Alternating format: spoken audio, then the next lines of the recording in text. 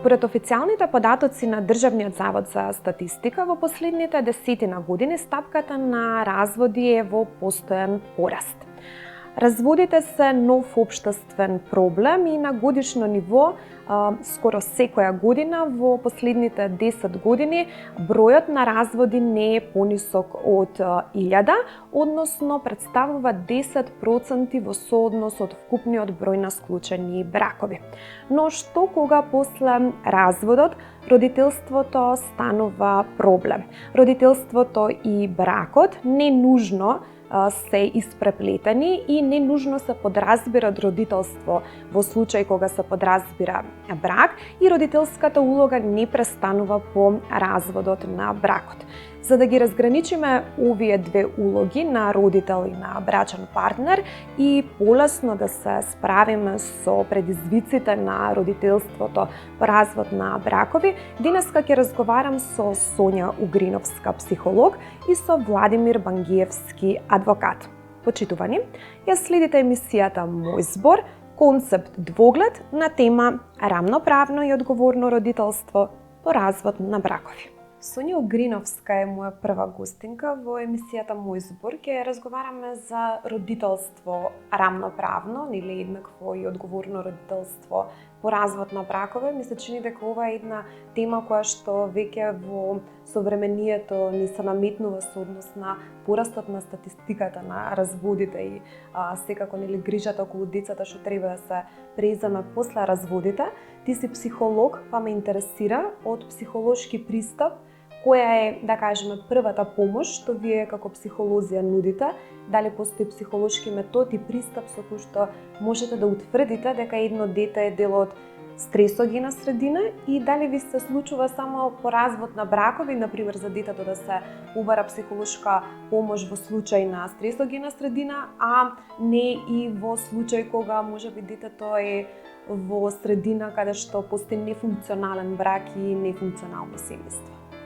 Навистина е една важна тема, статистиката, но и секојдневното искуство и по нашата околина се повеќе среќаваме развод на брак и една појава која што ги тангира и психолозите и целото општество. Мислам дека многу може и треба да се зборува за тоа. Во врска со прашањето како ние како психолози можеме тука да работиме во тој домен, и психолозите, и по-конкретно семејни и системските терапевти. Користат своји алатки и техники, метод со кои што работат уште при доаѓањето на клиентот, а тоа е најчесто семејството на советување или терапија. Значи, кога ќе дојде семејството, собираме податоци, односно информации за целата семејна структура, за семејните односи, улоги, заедницата која сочинува, кои се критични настани, повеќето од нив кои што биле значајни се исто така се споменуваат во текот на овој разговор или интервју. Потоа што е она што се представува како проблем, значи многу работи се земаат во текот на собирањето на тие податоци и значајно е тоа што како податок ние треба да земеме кој од кога е во брак или разводот од кога се случил, датуми или години за сите поважни настани, односно за прекин или за раѓање на една личност. Значи, сето тоа се податоци кои што психологот, семеен советник ги собира. Понатаму работи со семејството со она што се представува како проблематична ситуација или предизвик. Многу често тоа е симптом кој што се пројавува кај некој член, дали кај некој од сопружниците или кај детето може да биде симптом кој што го одразува директно, тој ја одразува таа ситуација на справување со разводот и послеразводните ефекти. Многу е важно да го сфатиме разводот како една загуба и да работиме на ист принцип како што работиме со загубите, кои што може да се случат во едно семејство. Но и симптом на пример насилство или други неприлагодени и неадаптивни однесувања во семејството, доколку е случај тоа со насилство врз некој член, тогаш тука прво работиме со насилство.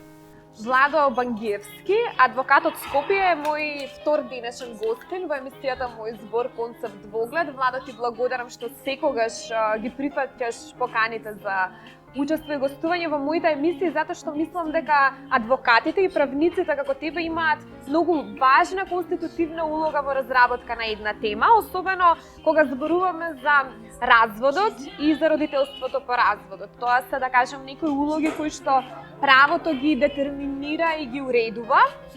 И сакам да те прашам, еве, за самиот почеток, родителството по разводот како се одвива и дали постои некој механизам со кој што неодговорните родители, затоа што среќаваме нели такви примери за жал во секојдневието, кога по развод родителите не сакаат да си ги обавуваат барем еден од родителите родителската должност, дали постои некој правен механизам кој што предвидува санкција за неодговорно родителство?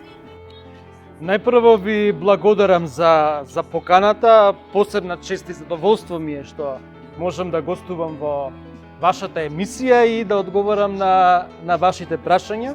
И апсолутно сте во право дека луѓето кои што се најмногу инволвирани во така наречените семејни спорови, а тоа се адвокатите, судиите, Центарот за социјална работа, евентуално некои други институции, се луѓето кои што се и најсоодветни да одговорат на овие прашања кои што би ми ги поставиле денес, како што се однесуваат на темата на вашата емисија. Како адвокат кој што веќе долги години се занимава со семејни спорови во еден дел од мојата адвокатска кариера, можам да забележам резимирано каде најчесто се појавува проблемот кога се работи за бракоразводни парници или за остварување на родителското право после разводот на бракот. Знаете, тука се инволвирани пред се најмногу самите родители, бидејќи тие се и најмногу заинтересирани за вршењето на своето родителско право после разводот на бракот. Меѓутоа, тоа не значи дека се е оставено на нив. Од самиот почеток на постапката за развод на брак се инволвира судот, се инволвира Центарот за социјална работа или евентуално во ситуација кога постои, да речеме, семејно насилство, може да се инволвираат и други органи и институции од типот на јавното обвинителство и така натака. Родителското право се заснува во моментот на раѓањето на детето, кое што може да биде родено во брак или може да биде родено вон брак. И тоа трае до неговата 18-та година, доколку се работи за пречки во психофизичкиот развој на детето, се продолжува тоа родителско право најмногу до 26-та година од животот на детето. И при тоа релевантни закони кои што го регулираат тоа прашање се Законот за семејството, Закон за заштита на детето, во смисла на тоа кои се правата на детето, меѓутоа кои се правата и одговорностите на родителот во однос на нивните малолетни деца. После разводот на бракот, кај нас судската пракса е таква, децата веќе е општо познато во јавноста дека во најголемиот процент одат кај мајката, што очекувам дека со реформите кои што се заговараат во семејното законодавство во последно време, некои аспекти од тој дел на вршењето на родителските права ќе се променат, во смисла на поголема равноправност на родителот кај кој што не се доверени децата на чување, воспитување, издржување и така натака. Тоа е најчесто таткото во најголемиот број на ситуации. Сонја, и самата ти спомна во твојот претходен одговор дека разводот треба да го сватиме како еден тип на загуба и мислам дека и социолозите тоа го истакнуваат дека општеството има еден прилично негативен однос кон разводот и на разводите се гледа како на своевидна трагедија во личниот живот на двајцата сопружници поранешни. Меѓутоа, дали во твојата психолошка пракса можеби некогаш си се соочила со случај каде што поединецот со кој што работиш, а бил, да кажам, во процес на развод и се развел, го почувствувал тоа како некој тип на олеснување за себе? Разводот не можеме да го гледаме како еден дискретен настан, туку како едни промени, односно транзиција на промени кои што се случуваат пред развод, за време на развод и после развод. Каков ќе биде одговорот на една личност или реакцијата на таа разводна ситуација, зависи од какво било незиното прилагодување, какви биле односите, дали имало конфликти, зачестени биле, остри биле и така натаму, неподносливи, сето тоа е важно. Зависи како го поднесла разводот таа личност и како после тоа какви се околностите и како може да се прилагоди на таа состојба. Најчесто е загуба, најчесто се соочуваат после тоа брачните другари откако ќе се разведат, се соочуваат со бројни економски потешкоти, значи во социоекономскиот статус, се соочуваат со бројни ризици за психолошкото здравје. Но тоа е еден подолг период, така да речам, бидејќи стресот кој што се случува во развод одговара на стрес на едно високо ниво на скалата на стресно доживување, кое што е секако многу со позначајни и со понегативни последици и врз мажите и врз жените. Ако некоја личност доживее ослободување, тогаш таа на некој начин ставила крај на нефункционалната брачна врска и на дисхармоничниот живот, и тоа кај нас или во праксата е почесто кога нема деца, односно кога се сопружниците сами. Значи во случај кога имаме голема дисхармонија, штетни односи или по детето, штетни односи по некој член од семејството, во тој случај личноста може да доживее ослободување барем после побрзо време од разводот. Во таков случај личноста е ориентирана кон развој на самата незина личност и кон создавање на други релации кои што ќе овозможат нешто поубаво, па се труди да постигнува подобар успех и подобро функционирање и во социјалната средина. Ми даде многу убав вовед, убава интродукција за следното прашање што сакам да ти го поставам, мислам дека е битно да го разработиме тука. Законот за семејство предвидува рамноправно родителство или по развод на браковите, меѓутоа центрите за социјална работа магично одлучуваат дека тоа барем во 90% од случаите е мајката, таткото во ретки случаи, ако мајката има некои психички, да кажам, нестабилности или финансиски нестабилности, па ги во најдобар случај го рамноправно дели старателството над детето. Зошто е тоа така и постои ли некој правен механизам во кој што центрите за социјална работа и социјалните работници ќе се контролираат во однос на тоа какви насоки, препораки, извештаи праќаат до суд? Видете, во право сте, значи тука постои една, по мене, несфатлива пракса да 99% од бракоразводните парници, кога станува збор за доделување на децата на чување, воспитување и делумно издржување, се доделуваат на мајката и се поаѓа од една, јас би ја нарекол, психичка состојба на децата, предпоставена психичка состојба, каде што се вели дека се тие повеќе прибрзани кон мајката. Меѓутоа, видете сега, кога се на помала возраст можеби е тоа така. Меѓутоа, во пракса се сретуваме со несоодветни пресуди во тој дел. Да речеме, кога децата се веќе на поголема возраст, 10, 12, 14, 16 години, вие имате формално доделување на децата на мајката, меѓутоа самите деца не сакаат да го почитуваат тој дел од пресудата и инсистираат, да речеме, да бидат многу поблиски во своите родителски односи со таткото. Во смисла на тоа да спијат кај него, да ги зимаат училиште, да им купува облека и се она што подразбира нормална родителска грижа за тоа дете. Значи, до некаде можем да го сватам тој став на судот кога се децата навистина мали. Меѓутоа, на поголема возраст, кога децата веќе разбираат за што станува збор, тие веќе самите одлучуваат. Нив не им е потребна судска пресуда за да знаат кога сакаат да бидат за викенди, за годишни одмори, со кого сакаат да одат на ручек, со кого сакаат да се забавуваат, кој да им дојде на роден ден и така натака и така натака.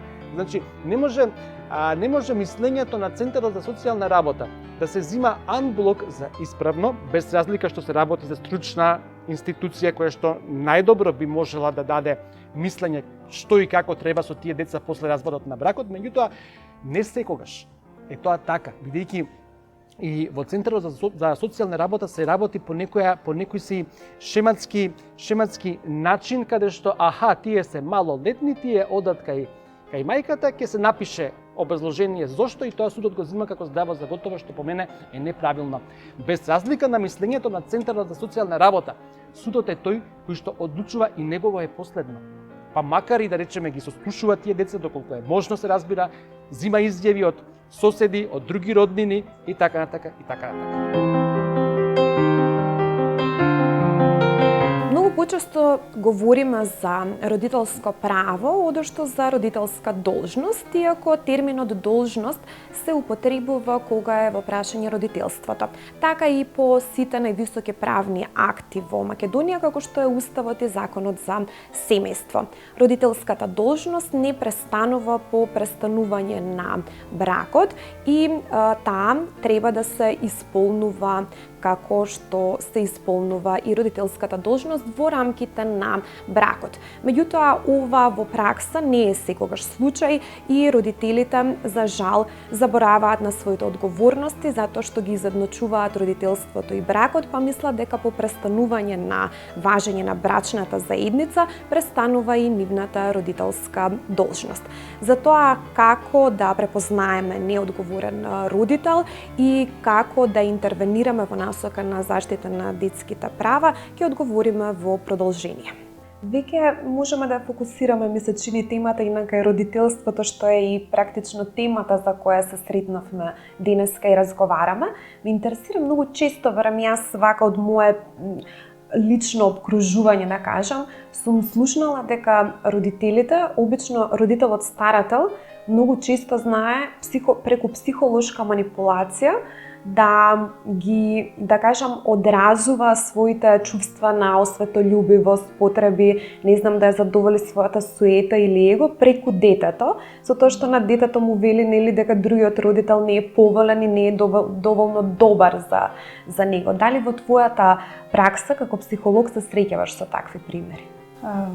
Да, во нашата работа имаме интервјуа, односно советувања кои што се одвиваат со присуство најчесто на еден родител и неговото или нејзиното дете, тоа најчесто е старател.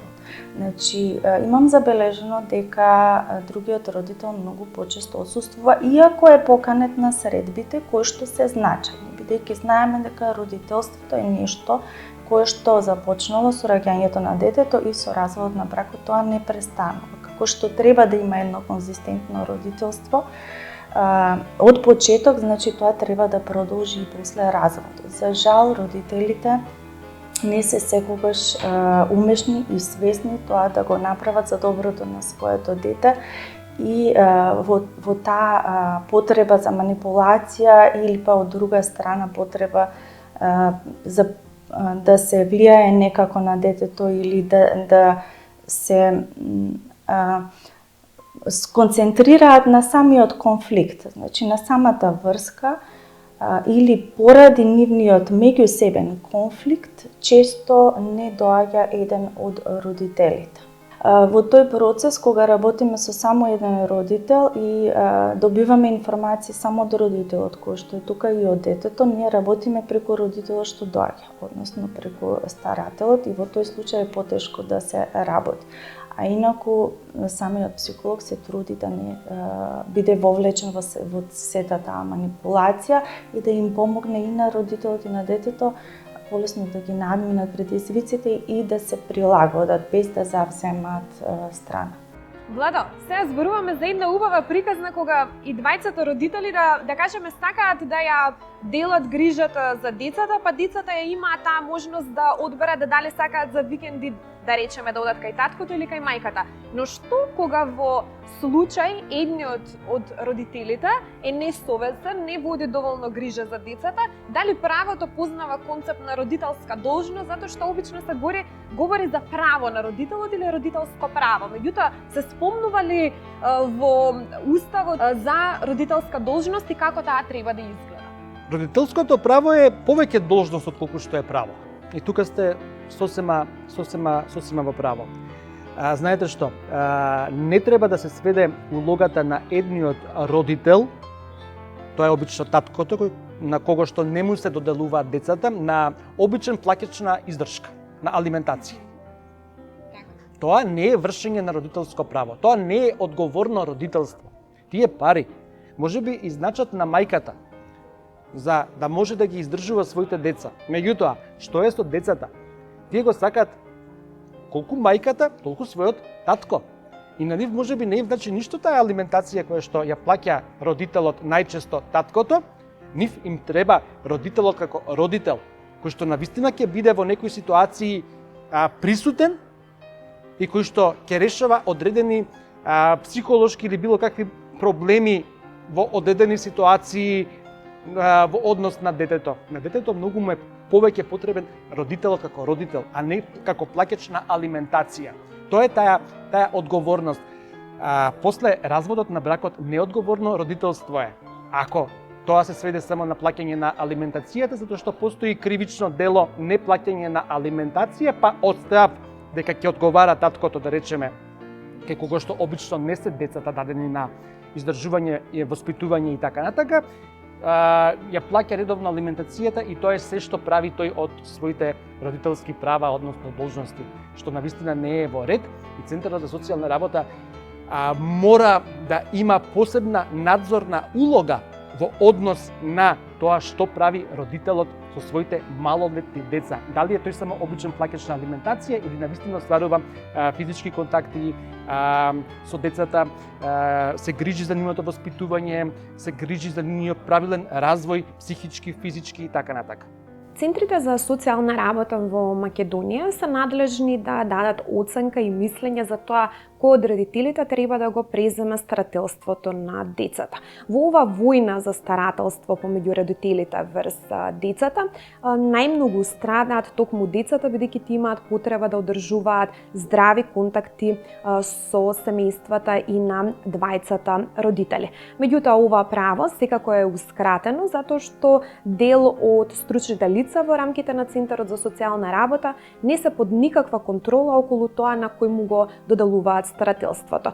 Во скоро 90% од случаите старателството по автоматизам припаѓа на мајката, затоа што стручните лица од Центарот за социјална работа се водат од еден мит, односно сосема погрешна претпоставка дека децата во помала возраст се многу повеќе приврзани и имаат многу поголема потреба од мајката. За жал, во ваквите погрешни претпоставки најмногу страдаат татковците на децата кои го губат старателството и исто така децата кои што стануваат жртви на војната помеѓу родителите по развод на бракови. Како да се справиме со овие ситуации и како да им се помогне на родителите кои што немаат адекватен и рамноправен пристап до сопствените деца поради одлуките на Центарот за социјална работа, понекогаш и на судовите, е прашање за кое што ќе дискутираме во продолжение и ќе ги откриеме психолошките и правните димензии на овој проблем. А дали се забележава можеби дека детето станува поотуѓено од семејството на нерезидентниот родител, односно родителот кој што не е старател, а создава веќе малку поблиска структура на односи со луѓето, односно семејството на резидентниот родител, односно на родителот старател. Дали во твојата исто така работа со децата после развод се забележала можеби дека има и доаѓа и до такви промени на структура на семејни односи? Да, во случај кога имаме адолесцент кој што доаѓа. И тука морам да споменам дека како битни фактори, освен односот на детето со родителот или адолесцентот со родителот, освен други фактори кои што може би ќе бидат значајни како местото на живење, како полот и така натаму. Истражувања тука не се многу правени, но да е забележително дека можеби со нерезидентниот родител помалку ќе поминува време. Зошто баш адолесцентот, бидејќи тука факторите кои што се врсничката група, средината и поминување на повеќе време со врсниците, односно каде му е училиштето, каде сака да поминува време надвор со друштвото, може да биде значаен фактор во одредувањето на тоа колку помалку или повеќе ќе сака да поминува време. Тоа е една од работите, но и многу други важни работи се каков однос и бил воспоставен на нерезидентниот родител со неговото дете. Ако тие имале добар однос и авторитетен однос, има поголеми шанси да продолжат да одржуваат контакти. Исто така, доколку двајцата родители имаат конфликтен однос, детето можеби тука ќе се чувствува позагрозено. Ќе пробува можеби да се наклони кон страната на еден родител, да се правда зошто да го посетува другиот родител, или ако во случај кога едниот родител има создадено коалиција која што е непријателски настроена кон другиот родител, се чувствува во тесно самото дете за да пројави интерес за одржување на контакти со родителот. Која е улогата на адвокатот во таа смисла со однос на тоа дека децата не можат сами да побараат адвокатска помош? Како ти како адвокат се впушташ во тој процес на заштита на правата на децата? Секој е должен да го извести Центарот за социјална работа како граѓанин дека родителското право се врши на неправилен начин, односно на фаличен начин. Тоа е едно. Второ, како адвокат и како професионалец, инструмент кој што му стои на секој адвокат, тоа е судската постапка, меѓутоа и Центарот за социјална работа, кај што може да интервенира со соодветни барања. Да Центарот донесе соодветно решение за пререгулирање на оние родителски односи кои што се веќе воспоставени и Центарот е должен да работите ги земе после на таква интервенција во своји раце, на начин што, да речеме, ќе ја утврди фактичката состојба. Меѓутоа, тоа утврдување на таа фактичка состојба повторно не сме да се сведе само на разговор. Ајде сега ќе ви пратиме покана, па вие ќе дојдете во канцеларија таа и таа на тој и тој кат, ќе разговара со вас психолог или социјален работник или некое друго стручно лице и ќе ве советува и вие ќе си одите дома веќе рехабилитирани. Не, навистина тоа не е. Јас не велам дека Центарот не си ја врши својата работа, да не бидам погрешно сватен. Тој дури излегува и на лице место кога го дава своето мислење. Така и Влада, се согласувам со тебе, ти благодарам многу за разговорот и за времето што го одвои за нас. Ви благодарам и на вас. Сонја, ти благодарам многу за овој прекрасен разговор. Ти благодарам и тебе. Од разговорот со моите денешни двајца соговорници, со Владимир Бангевски адвокат и со Сонја Угриновска психолог, откривме димензии на проблемот рамноправно и одговорно родителство по развод на бракови. Ги откривме правните механизми како да се постапи во насока на остварување на родителското право и родителската должност која што е тесно испреплетена со правото на детето. Исто така откривме кои се психолошки состојби настануваат кај децата и кај родителите по развод на бракови и како да им се помогне на родителите да ги разграничат родителската улога и улогата на брачен партнер. Почитувани, ја следевте емисијата Мој збор, концепт двоглед на тема рамноправно и одговорно родителство по развод на бракови, а јас ви закажувам повторна средба следната сабота. Се гледаме!